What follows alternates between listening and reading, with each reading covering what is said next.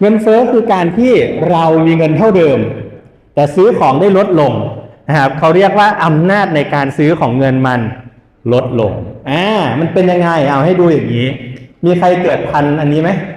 ข้าวราดแกง2 อย่างอายุตอนนี้เกิดปีไหนกันลูกเกิดปีไหนลูก48ตายห่าเพราะอะไรรู้ไหม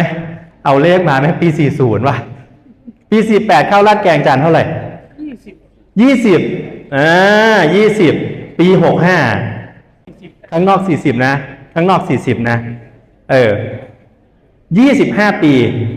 เพิ่มขึ้นมากี่เท่าตัวนะเท่าตัวนะครับ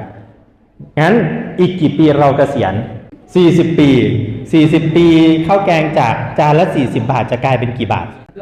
160ประมาณนะ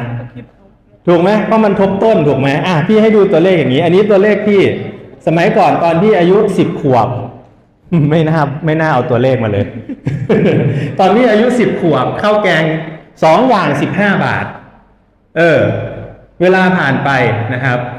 ตอนที่พี่อายุ30ข้าวแกงจาก15เป็น50นะอันนี้ราคากรุงเทพถ้าเป็นราคาอุบลนี่ปี40นี่เพิ่ง10 บาทอันนี้ราคากรุงเทพนะครับปัจจุบันล่ะข้าวแกงก็ขอโทษปัจจุบัน50วัยเกษียณนี่พี่อีกกี่ปีตอนนี้พี่38อีก20 ปีเกษียณข้าวแกงตอนวันพี่เกษียณน่าจะจานละ100